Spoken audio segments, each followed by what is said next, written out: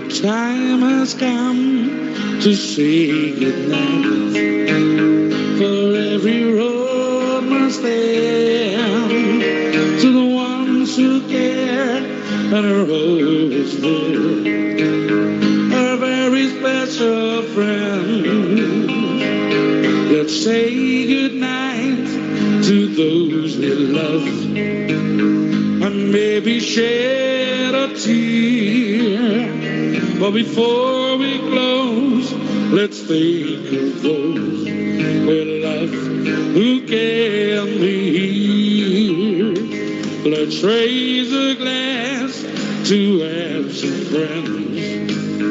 For every road must end, you'll always be there in our hearts, a special absent friend. And when it's time for us to go, and our long journey ends, you'll never be alone, you see. You'll be with absent friends. So let's raise a glass to absent friends. For every road must end, you'll always be there in our hearts, a special absent friend.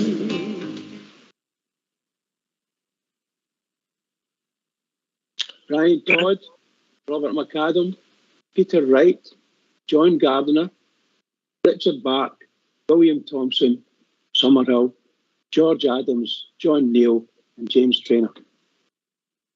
Richard Douglas Morrison, James White Ray, David Douglas McGee, Robert Colquhoun Mulholland, David Ronald Payton, George McFarlane Irvin, Ian Frew, John Crawford, Brian Hutchison. Duncan McIsaac McBearty, Charles John Griffiths Livingston, Adam Henderson, Richard McLeay, David Cummings Duff, David Fraser McPherson, Robert Lockerbie Ray, Robert Campbell Grant, and John McNeill McLeay. David Anderson, John Buchanan, John McInnes Semple, John Jeffrey, Robert Maxwell, Matthew Reid, Alexander McIntyre, Peter Gilchrist Ferris, Thomas Melville. John James McGovern, George Wilson, Robert Charles Cairns, Hugh McGregor Addy, James Yule Muir, Margaret Oliver McFerguson, Robert Turner Carrigan, George Alexander Smith, Walter Robert Rayburn. Andrew Jackson, Lindsay Charles Duggan, William Mason Phillip, Russell Morgan, Peter Gordon Easton, George Crockett Finlay, Charles Stirling, Thomas Dixon, James Graham Gray. Thomas McRobbie, Ian Scott Hunter, Nigel Patrick Pickup, Russell Malcolm, Alexander Patterson Orr, William Duncan Shaw, Donald Robert Sutherland. James Williams.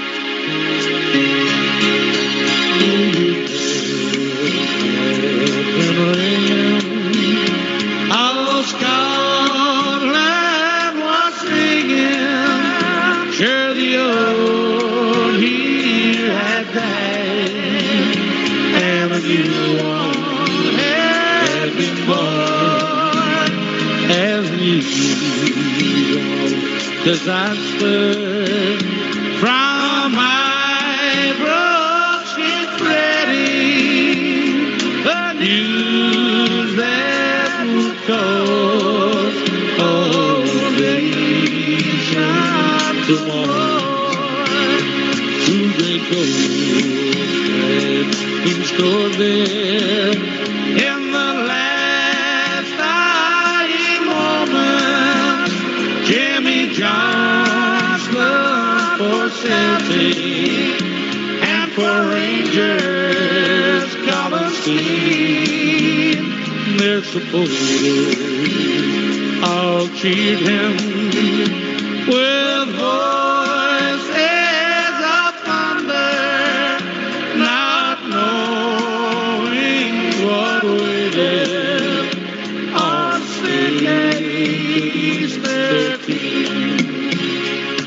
he sings. People died there, shining flower of their manhood, when the fancies gave way, and the barriers they banned. She's in Glasgow, policemen with their faces all tear-stained, with brave efforts endeavored, the word to prevent all of Glasgow, and join them for the first time in history in a Glasgow cathedral. Nobody knows the man, but they'll united to pray for its victims in a tragedy world. Just the memory of man, you in ringing. Oh, Scotland was singing.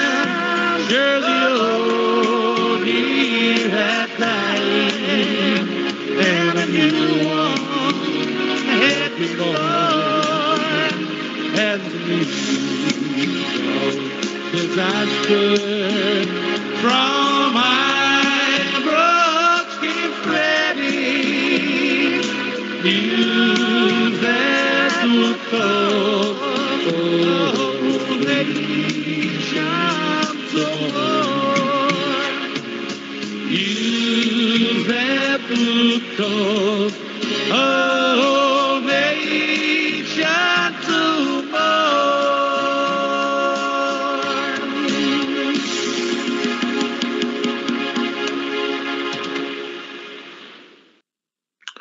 Hello, good evening, welcome to Rangers Radio on this poignant day for all us Rangers supporters. Sometimes, yes, sometimes, or some things more important than a football match. Join myself, Oxshire, on the show this evening is my mucker, Bridge. Evening, Bridge. Oh, good evening, Oxshire. Sad day, another sad day, but memories are there.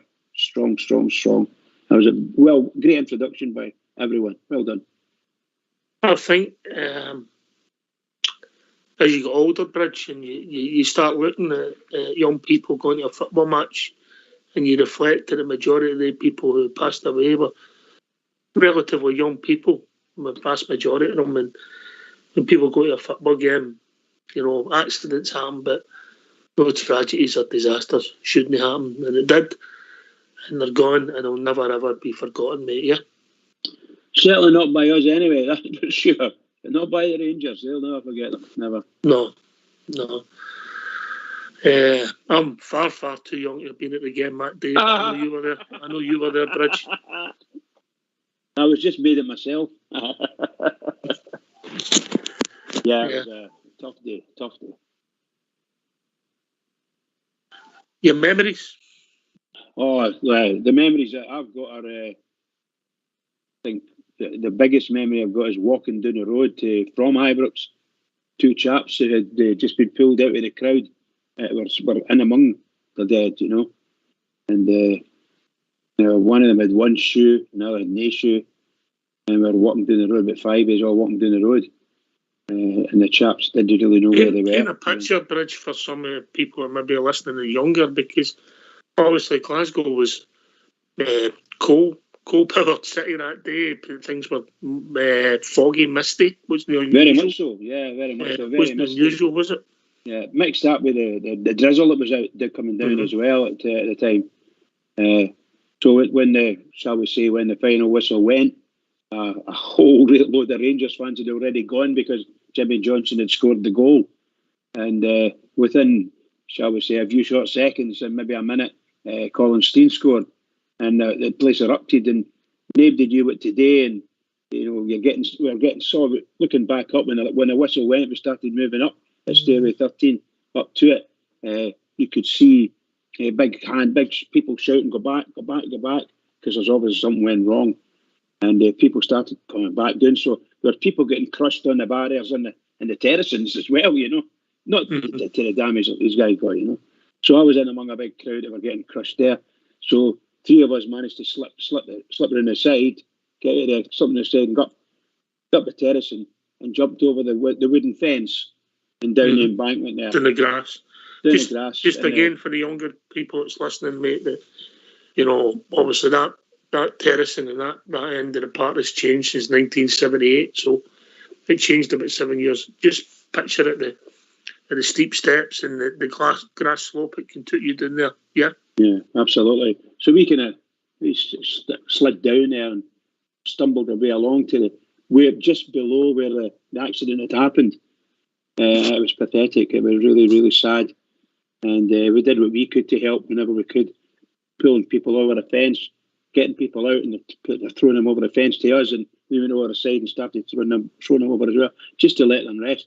And the police you could see the police, once the mist and all that started looking, you could see the police at the top, pulling people up and letting them go on their way. So there was still lots of, shall we say, survivors at that point, but it was sad. It was really sad, I suppose if you're a survivor at the bottom or near the bottom and you fell and you get picked up and away you go, you're oblivious to what's going on behind you, mate, yeah? Oh, absolutely, yeah, absolutely.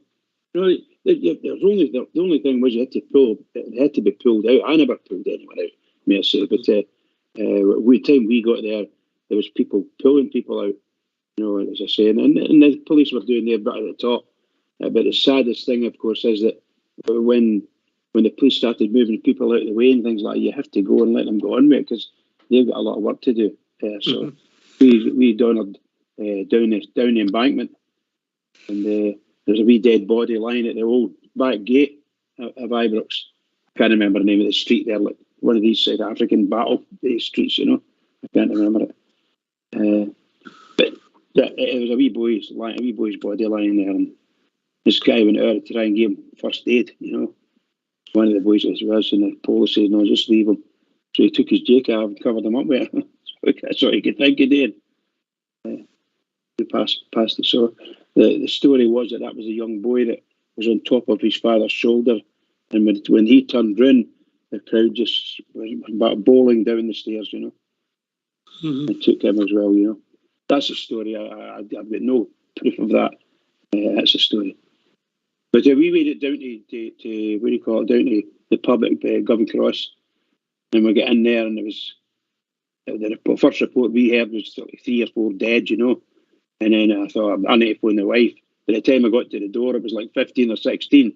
And when I opened the pub door, the sirens were going all over Govan Road. Incredible stuff. Fire engines, you name it, they were all going. They were all heading to Ibrox. Must have been, I don't know, 50, 60 get these vehicles, plus police cars. So it was all go. And give them their due. They turned up in numbers, and they did the best they could. But I think when we saw the papers afterwards, we saw our manager, Willie Waddle. He was helping with Jockstein as well, carrying people, helping to carry people, and the players would carry the bodies into, as far as I know, into this training area of Ibrox. So these are the kind of things that you get to know afterwards. You didn't know about it then, but there was lots and lots of bodies lying just on the edge of the pitch, and it was horrific scenes for anybody, particularly players. So, again, for the people the younger listeners, these stairs would have come down just at Harrison Drive, and I think it's Craig Lee or Craig, I can't quite remember, Bridge.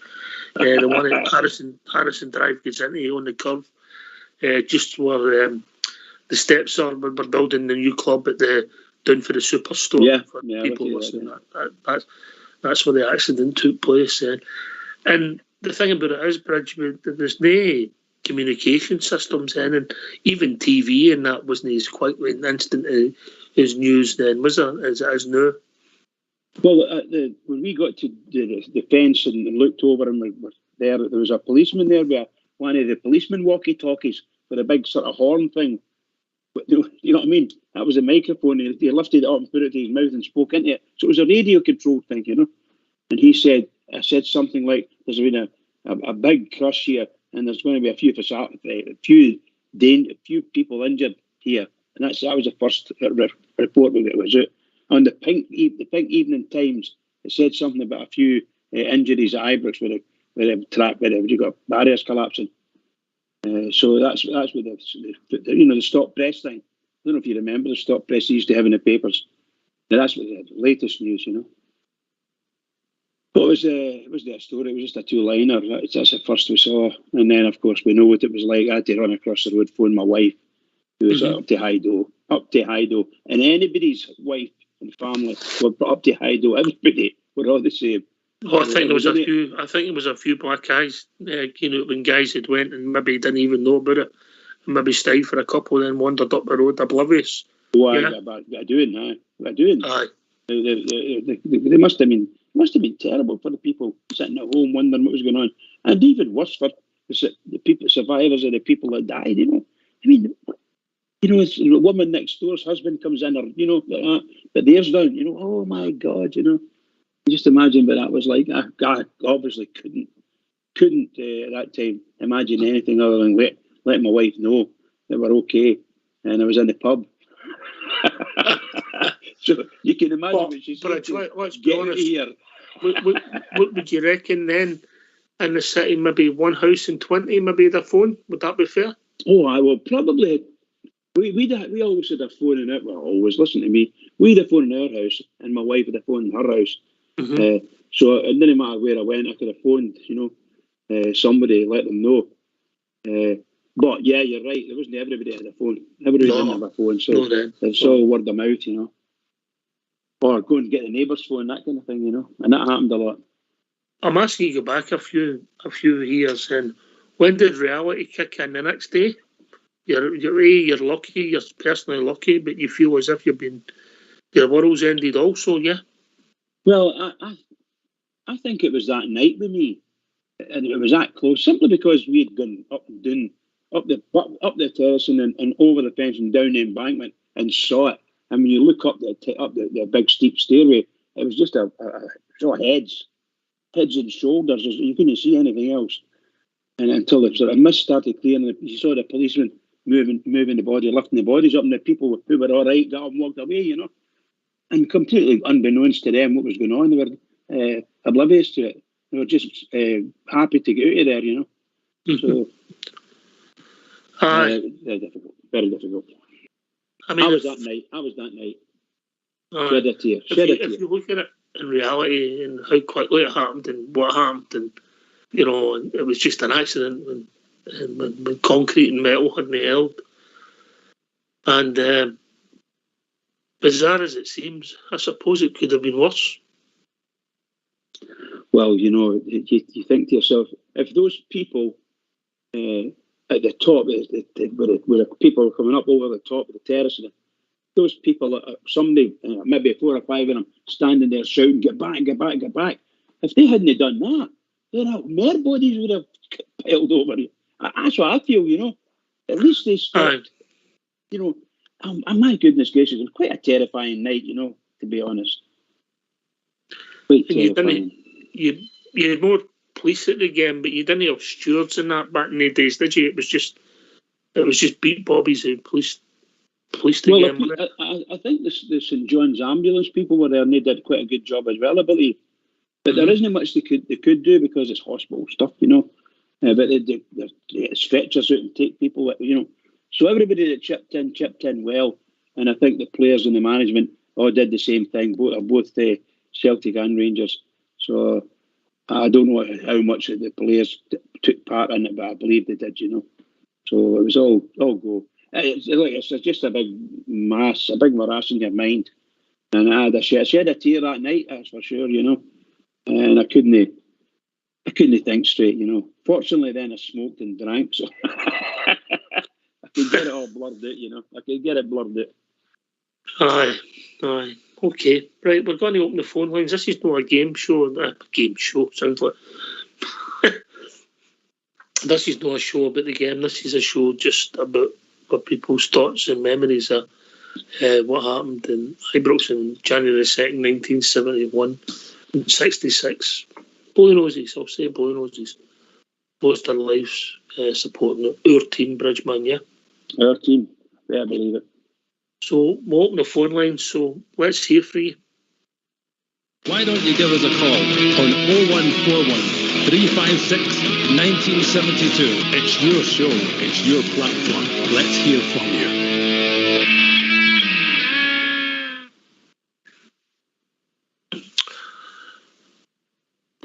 I don't know if it's a good thing or a bad thing having a game in the day, Bridgeman. Brings it all back to a lot of people, and you start thinking of the people that you know who were involved, and your memory thinks of the people who not only passed in that day, but all the other blue noses that we know that are no longer with us for different reasons, nothing to do with. It's a very emotional day for us Rangers supporters. Oh yes, absolutely, Paul. I can't. Sometimes you can't believe what had happened in your life, you know, and that was one of them. I'm still mystified by it all, to be perfectly honest with you. It makes no sense, and you know, what on earth could have happened that could cause that, you know? And there, you just, whether it was a fan that did this, or 2 fans did that, or 100 fans did that, who knows? You know, they'll never, ever, ever know. And they can have all the inquiries and all the rest of it. It'll make no difference whatsoever. They will still hear stories like I'm telling you, but unless you are in that crowd, you'll never know what went on, and maybe even you couldn't remember it for that matter. So it's a really tough thing when people ask you, like yourself asking me.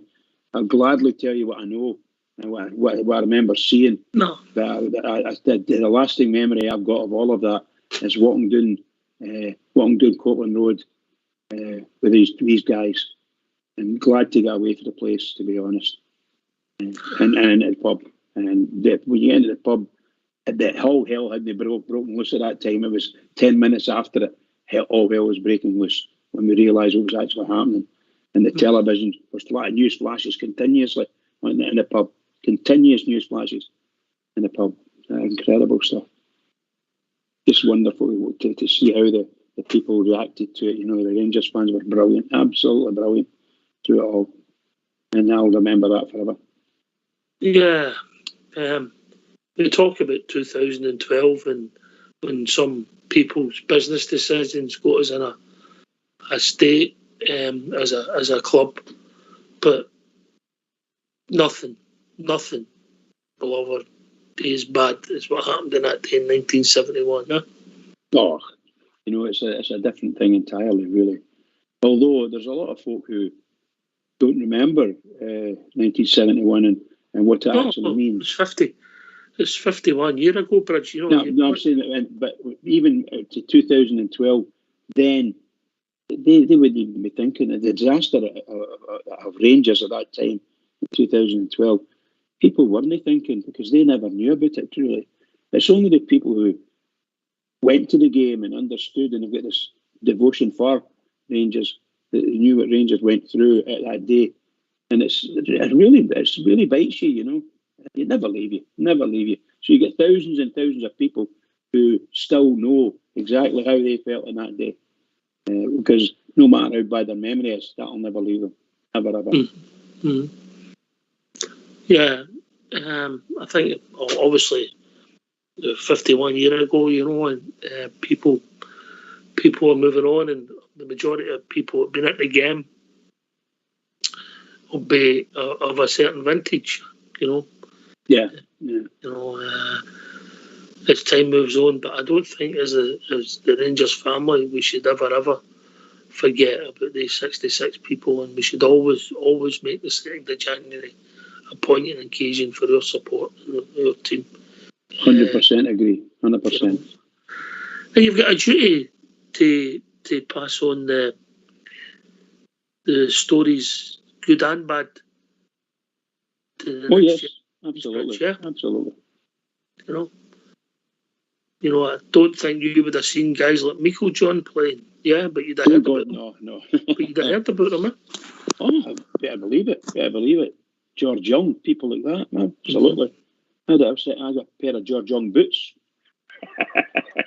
When he was a wee kid. He sent away for him with the side of the coupon was in the side of a Scots porridge oats box or something. I sent away for them. My dad had to put the studs on, you know, with the nails. So every feather had a last. You know, the thing was for the boys. Otherwise, it chopped your feet to how do you think Owen playing with red boots today? I think Tavernier for that back pass. Anyway, anyway, enough about that. You know, but just times have moved on. Times have moved on dramatically, and that 1971, the coverage on the TV, the communication setup. Young boys are maybe 30 or so when they recognise the world then. That's the truth. That's the truth. But you know, the year before, we'd watched possibly, I know they said this year's was the greatest World Cup ever. I still think 1970 was fabulous. That final way. I watched a bit of it last night. There was some reference. There was a documentary on last night, Bridge, in 1970. You'll catch it on the BBC iPlayer, and it showed you all the games, every game, and there was some refereeing decisions right through that. Shockers, isn't it? Oh. Shockers. Anyway, we digress. But, no, but what you're saying is true. But there was the final was a fantastic game, and that was only a year before, you know. Aye. That was 6 months. 6 months before. Sorry, 6 months. Aye, literally, mate. Yeah, somebody winner, mate. Somebody winner, yeah. Yeah, exactly. You know. So, people like myself, I love football and I want to see everything. Watch as money. I think it was first colour broadcast on football as well. I think it was anyway, you know. And it was wonderful to watch, and I was really keen. I liked the Italians. I liked the way they played. But my goodness gracious, they got murdered that day. And people who watched that game or were at the game, whatever, they'll never forget that. I think that's what fantastic. Pele was just outstanding. The whole tournament, great. And they're the guys. Look, you know what I mean? If you take it, he's there in 1970. And I still watch him. I still see him playing football in 1970, and the poor chap died. You know, it just brings it all home to you. It just brings it all home to you. We're only here for a wee while, but you've got to make the best of it. Yeah, you're right. You're right there. Yeah. You know, but when the disaster happened and Wally Waddle really came to the fore, yeah, who hadn't been our manager for that long. In real terms, we took you on 69, yeah? Is that right? That's correct, when they sacked David White. So he'd been there for a couple of years. We very limited success. We weren't competing in the league. We'd won the League Cup. And just 15, 16 months after that, he led us to our only major European trophy. But I think the legacy of Wally Waddle will be the rebuild in Ibrox way ahead of its time. Yeah, he became chairman no long after the 72 Cup Winners' Cup. He became the chairman. Jock Wallace took you, that's 72, 73, yeah. That's right, pal. So it was all there. All the steps are there, should I say. And Wallace was a fabulous manager for us, and they're disciplinarian, and the stories are all positive about the Rangers because this guy saw this and they forced the players to run up these hills and goodness knows what, you know. And the players were telling their who they call them, people in the papers were telling them they were sick. Derek Johnson couldn't last it, you know, that kind of thing, you know. So all these wee stories that made this a wee bit mystic about what Waddle did. What Wallace did with the training. Just fabulous. Just fine. Must have been some man. I never met him. I'd love to have met him. I'd love to. A real disciplinarian. Incredible. I met him on several occasions. I met Wally Waddle and Jock Wallace as a real kid, and then later on I met Jock Wallace at a few, let's just say black tie do's, yeah. People can work out any way they like. And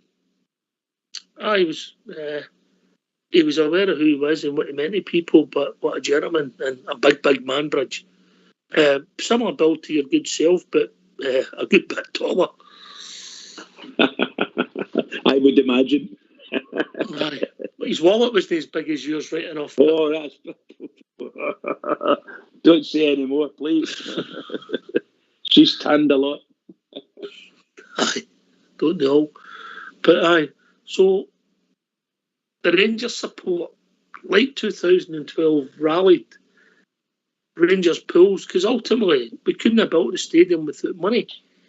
And and the Rangers pools came into force bigger and drove us on and gave us a revenue to start. The first stand was finished in 1979. Yeah, it's opened up in the 1979-1980 season. Is that right? Not 78-79 season, sorry. Yeah. So, no, it was shut. The Rangers end was shut 78. Yeah, 78-79 season. Yeah. And then the new stand opened 1979. Yeah. So that was the start. They done the Rangers end, then they done the family stand, and then the Govan stand. It was all finished in 1983, and then we put the club deck on laterally. But the three, if you like, the new stands are a tribute to the 66 people who unfortunately lost their life, Pritchard. Yeah, I don't look at it the way you say. I look at the whole of Ibrox as at the present moment as a tribute. The whole place is a tribute to those 66 people that died, and all the other Rangers fans who survived and things like that, and got involved in helping. But particularly for those 66, the Ibrox is a tribute to them, and I don't ever want to lose Ibrox. I think that's one of the problems that the bad people who were trying to take over Rangers, and they were supposedly going to sell Ibrox off to the highest bidder, that kind of thing. No, not going to happen. And I'm pleased for what all the guys did to stop that. The Ibrox is Rangers, and Ibrox will always be Rangers, in my opinion. That's what it should always be. Wonderful. People will say about the stadium, and it's time to move on and improve it, and I agree with that. The time's right, and the business situation's right, and you've got the revenue to do it, or the will to do it. We should be looking to improve and arguably make the stadium bigger to help us bring in more revenue, and also modernise. Keep modernise, because that's what Rangers Football Club's all about. Rich? Yeah, 100%. We need to, obviously, I think, in my honest opinion, we need to make sure that the team, after the performance today, which was very good for me, we need to build on that. That's a platform. And the manager's got to do something to retain whatever players they can. And the ones that's in his mind that need to go, let it go, get there, right there, quick. Get out the door as quick as possible. And then build for there. Because otherwise you're going to be left behind. And we're not going to say, well, we will probably always make second behind them. But if we don't do something, then we've got a good chance that we might be a bad second. I don't think there's any gap between the teams. I think that can be solved, mate. Yes, indeed. I think, but I don't worry about individual football players, Bridge. Football players come and go. They always have done. I worry about this, first and foremost, the club and the support. But you obviously, to maximise your revenue in this modern day, you need a successful team on the park competing in Europe and help them sell season tickets and merchandise. It's a reality of modern day football to help you go forward and hopefully improve your club. That's my thoughts. Other people will see it different. You need I accept that. You need a successful team on the park, but we also have to keep looking to constantly upgrade the facilities, get the toilets better, get the catering better, get the protection for the disabled people better so they're watching the game in comfort, and ultimately move the stadium forward. And if that means a big job in 5, 10, 15 years, whenever it is, we'll have to do it, because you cannot stand still. If 1971 should have taught us anything, it should teach us that you can't stand still. I think there's, overall, when you look at Ibrox, some parts of Ibrox have been painted and they look better. But really and truly, it hasn't moved in the 12 years since the 10 years or so since we had our problems, and probably for a few seasons before that. So there's a lot of maintenance work had to be done the first 3 years, and that took a lot of money as well, And these directors that we've got now, putting their hand in, giving Rangers loans and things like that. And I thank them. From the bottom of my heart, I thank them. Because you're right. Every season we should be doing something new with Ibrox, to Ibrox, including Ibrox, if you will. I mean, if that means ripping out seats and rebuilding parts at the bottom level, then do it. And if it means putting a new pitch on every year, do it. Just get it done. It's got to be done, and the fans want to see it. You can only do these jobs if you've got the revenue. Oh yes, absolutely. Yeah, and that's where your team on the park comes in. Yes, you've got a team on the park that can challenge in Europe, and you can go and get good runs in Europe. I mean, some of that money we made from the Europa League was fantastic for Rangers. With a chance last season, with the Champions League, what a fabulous chance it was.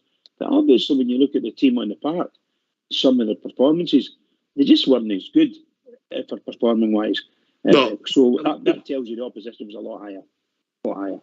But there was a combination of a lot of things. Loss of form, bad decisions, players getting injured, and maybe a disconnect between the manager and the team that happened.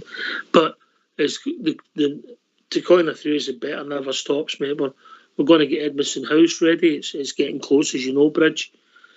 And then after that's finished, we'll be looking at a disabled section to make that the best in class. Edmondson House hopefully gives us more revenue, continuous and steady revenue, and then we can move on to the next project after we've done the disabled section, which I don't think anybody will be too upset about. Yeah, absolutely, Paul, absolutely. There's, how can we say this?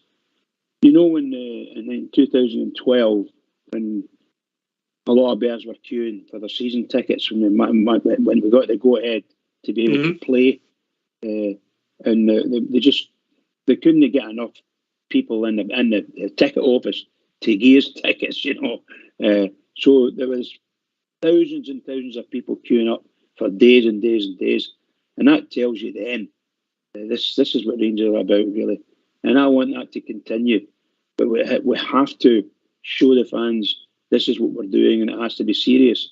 And maybe this chap we've got in the now at manager level is probably the most serious of all the people we had done. I thought Giovanni Van Bronckhorst would have done it for us, but obviously, sadly, he didn't, to the satisfaction of the fans and the management, senior management.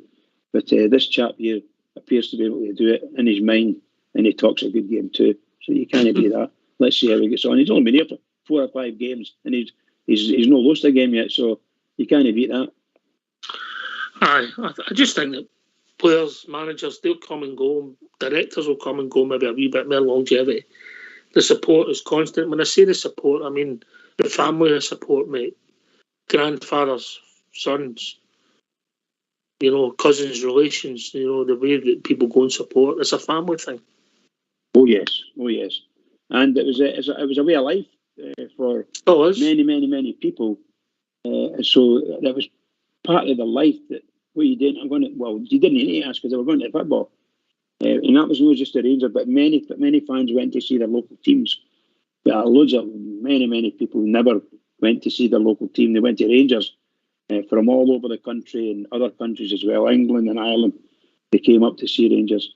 So that's the pull that Rangers had. And if they could have, they would have travelled to Australia. If you'd have got one of these ones that get you from Australia to Scotland in 2 hours on a plane, they'd have been there. Thousands and thousands of them, they would have come up. And that's a draw. That's a Rangers draw. Yeah.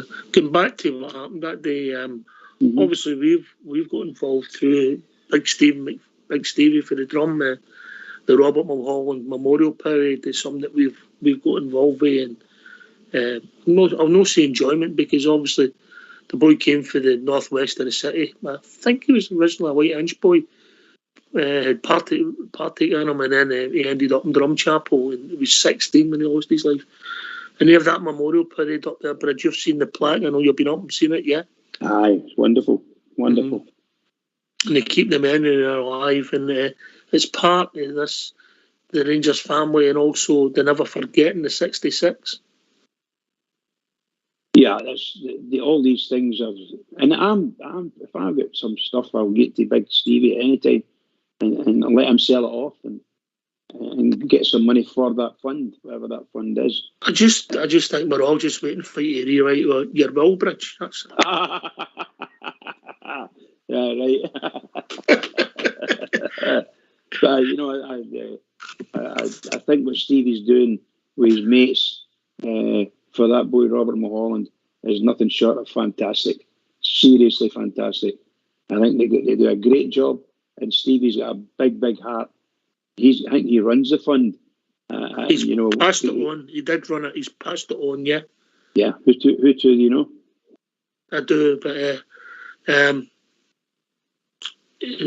Robert Mulholland played for the Jedworth Gunners. Does that ring a bell for you, Bridge? Not the second part. The Jedworth. Jedworth, should I say, is where he lived. He lived in Jedworth. That's the Jedworth Gunners. What a name that is, isn't it? A touch of the Northern Irish there, I think so. Or maybe there was an Arsenal connection, maybe. Broadwood and Pinewood he went to before going to Waverley, yeah? Yeah.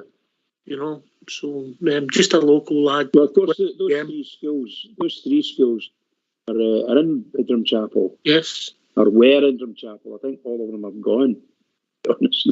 And they've put new schools in their place. Aye. That sounds about right. But they've, it's just something we're involved in. We congratulate the boys in the northwest of the city. We keep the memory going of Robert Colquhoun Mulholland, who turned out to be a relation of a good friends of mine who I never knew, mate. I never knew that he was related to the conversation took place just before we had our fundraiser back in March, mate. It shows you, doesn't it? It just shows you. You're sitting there next to them, you're with them, you know them, and all of a sudden you find out that they also know so-and-so. Oh my God, oh my God. Did it come as a shock to you? No, particularly, because when you think about it, a lot of the people, or the areas, people from the west of the city, they've all got relations all in that part of the city. You've got cousins and aunties and uncles, so it wasn't a shock. It just had never come up in conversation before, yeah. Which is right frightening. But if you're listening and you want to give your thoughts on what happened in 1971, let's hear from you. Why don't you give us a call on 0141 356 1972. It's your show, it's your platform. Let's hear from you.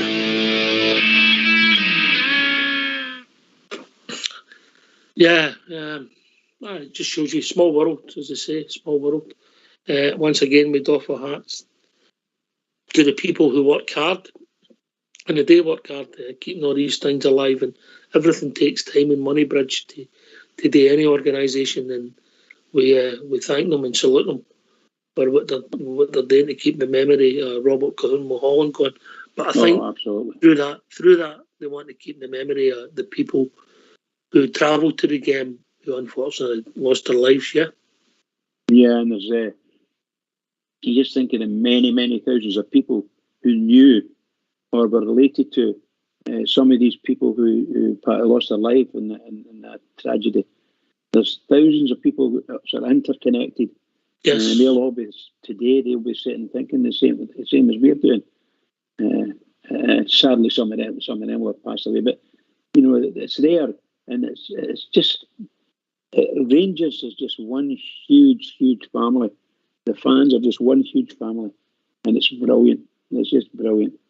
All we need, I think everybody will say it, we just need a wonderful team and a wonderful manager. And where this is, I'll give it some pizzazz, and a whole lot will take off. It'll just take off. Mm-hmm. And then obviously you've got the tragic story of the boys for Fife, for Mark Inch, mate. Oh yes, indeed, that was a whole family, wasn't it? Well, they were the friends, village, a whole mob for the village. Aye, tragic. That's the saddest stories. Really and truly. Oh, you've got my memory going, you. Aye, it's a day about memories. All these people go. Once the dust had settled, Bridge, and you started going back to the football, was there any apprehension? Well, I think it wasn't long. That stairway was off to the shut anyway. It wasn't very long until they built the big concrete blocks that would stop the crushing. Yeah. To stop the surges. And they looked pretty cool. I think,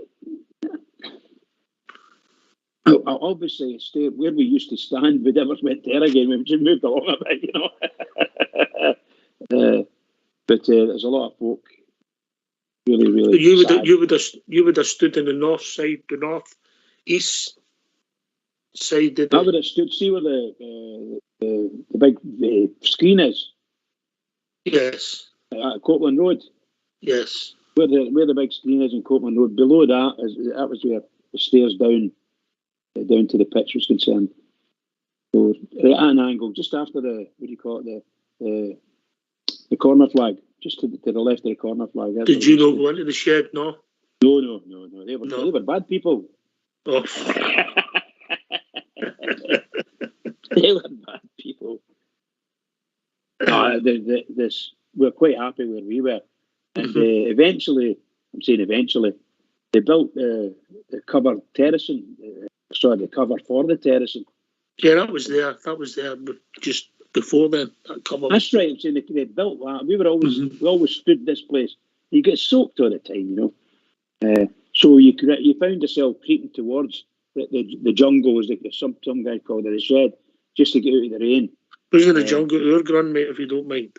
No, I know that, pal, but that's you want to call it that because that's where all the that happened in there, So they ended up putting the cover terracing up, and it was they done the Rangers end first.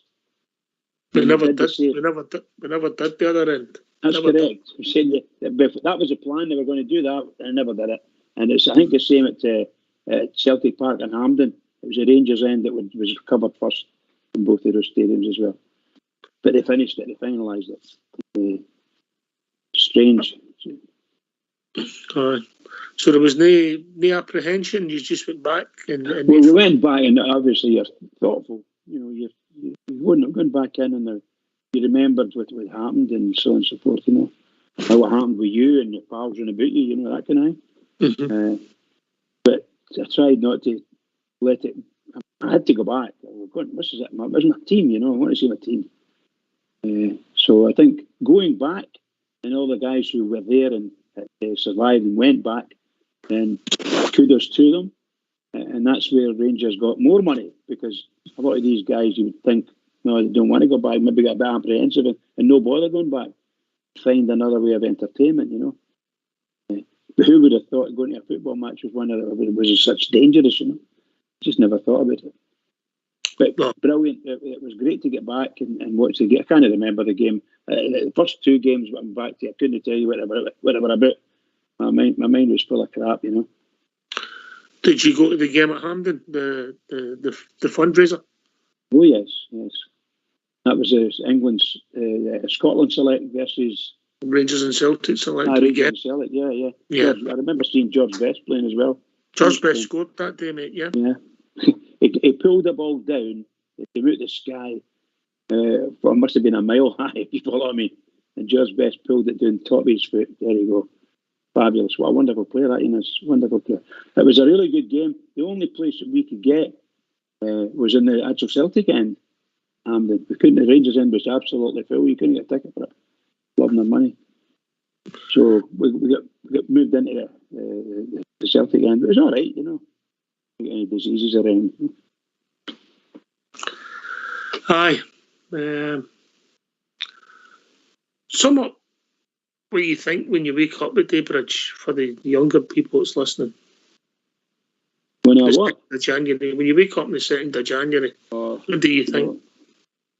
I can tell you what I felt this morning when I woke up, and I didn't like it at all.